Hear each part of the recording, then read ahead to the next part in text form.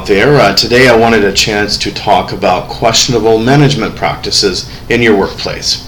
Over my years in various jobs throughout my career, I have had terrific managers, but I've also faced the typical bad boss that doesn't listen and makes decisions on bad information and doesn't communicate with their own team sometimes to improve that bad information these decisions are based on. So I'm going to provide a few examples of how to handle stress in the workplace and some examples from my own past. Once upon a time, I worked for an industrial supplier under temporary contract, and after joining, it was clear the company was kind of in trouble. They were closing 12 store branches. The manager of my group changed only a few weeks after being hired into the position. So there were a lot of topsy-turvy changes going on. The new manager was quite young. She was 10 years younger than me. The job was basically software support for the SAP supply management platform they had just implemented. So that's why the job went out as a hire. Anyway, so store managers would call into our office, the central office, and where I was located, and they would get help with this SAP order entry system. It could be anything, including things like rushing shipments. Anyway, a long story short, this short-tempered and young manager, she pulled me into an office and wrote me up all because I rushed a shipment. We were given a directive to save money by the parent company, and our office was told only to rush shipments when store managers ask. I thought that I was within the policy, but this new hot-headed manager I worked under thought differently on this one case.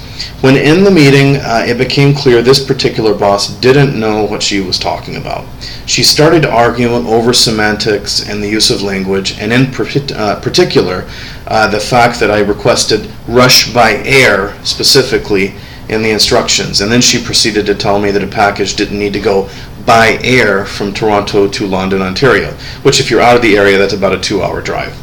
So she explained this was expensive, there was no reason for it, therefore she was writing me up and putting a negative in my file, whatever that is. So she also reminded me I was on contract and was quite rude.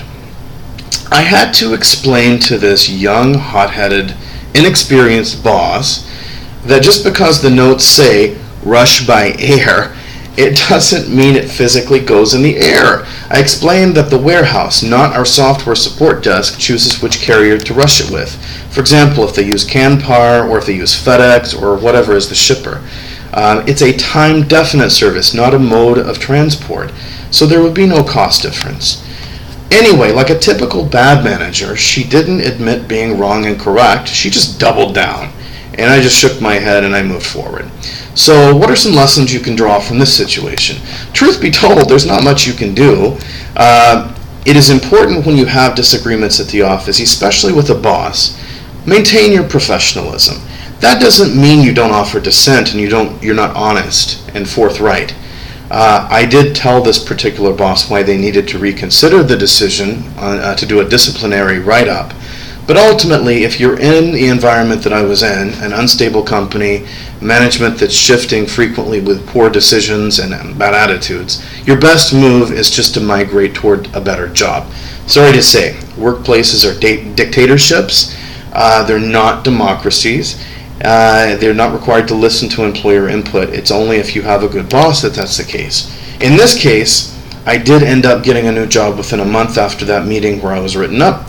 And I moved forward, and it was a lot better. As hard as it is, the best lesson a bad employer can learn from is when they lose needed staff. You can't win an argument with a dictatorship in a bad boss environment. So your best bargaining chip you have is your own labor and where you take that labor. The best protest vote is a vote to leave a toxic work environment. Again, always maintain your professionalism. If a bad boss is pushing your buttons, and basically trying to make it difficult for you, trust me, treating the situation professionally will help you down the road if you need to file an EI claim or you need to go to a labor lawyer to get your benefits after a job is over with, should that ever be necessary. Hopefully it's not. Never put yourself in a situation where the employer pushes or antagonizes you into bad behavior you wouldn't otherwise commit. Remember, if a boss is bad enough, This might be what they're trying to do. They're trying to annoy you in hopes that you actually quit. That's called a constructive dismissal, and it gives you, the employee, the right to file for benefits claims after a job is over, instead of just being released from the company. So just keep your calm, keep your cool. This is easier said than done, but it's honestly the best method to dealing with bad bosses, especially if you need to deal with anything later on. My second scenario I wanted to discuss is also interesting. More recently, I experienced a situation in an office where a new manager came on board our team. This position I'm referring to is software and hardware support for platforms in the payment industry. But within days of the new manager joining the team, he said, "We're moving desks. We're going to move from our nice quiet corner here to the middle of a call center floor." Mind you, the team I work with is a lead or second level team that has a significantly different role from the general floor. The role, basically, we generate documentation for our co-workers.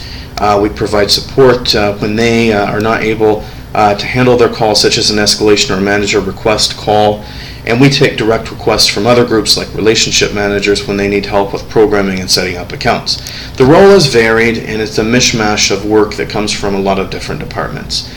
Anyway, so with regards to the new manager rushing through a change in desks and seating, the entire team just didn't like this idea, me included. To be honest, we thought it was absurd, and there wasn't really any good reasoning put behind it, other than we're moving, and that's it. So we sent a request to the manager requesting a meeting to discuss. There were two managers at the meeting, the direct new manager we had, and then the manager above him. The meeting could not have went worse. We just wanted to stay in our desks, but they decided to play good cop, bad cop. The direct low level, or the manager directly above us, almost said nothing in the interview, or in the meeting rather, and the top manager played the bad cop. And he told us in no uncertain terms, when your manager tells you something, you do it. You don't ask why. I'm not kidding you. That's what the guy said. Talk about someone who is completely tone deaf, doesn't have leadership skills, and this guy takes the cake. He went on to report that 80% of our work comes from the call center floor, only 20% from other departments. So in his judgment, he said the move makes sense. The fact is, this manager, who doesn't work with us, he's actually in a different office, actually in a different country. It was by video.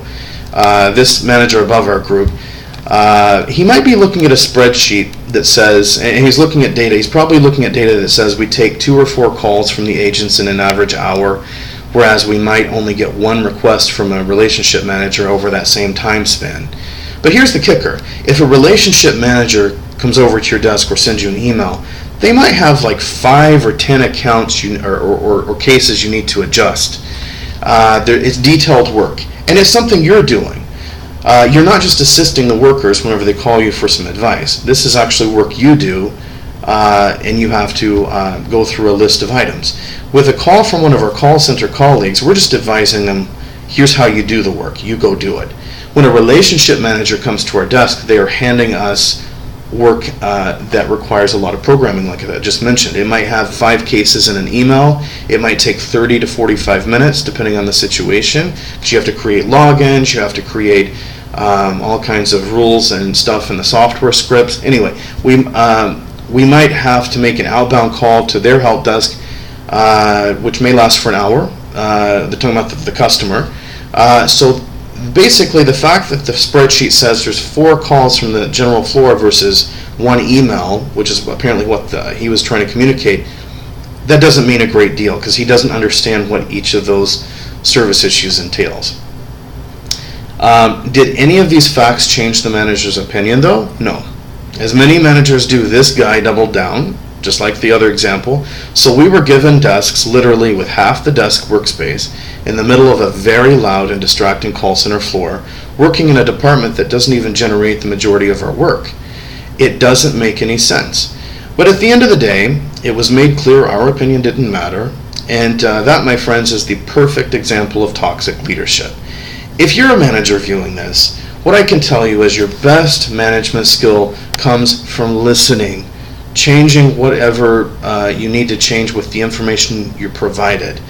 To the fellow workers out there listening to this, again, my best advice, just remain professional. Always handle things through negotiation and information. Even when things don't go your way, you're better off for taking the high road. You'll always be able to point back and say, I did this right, and have the pride knowing that you did it right.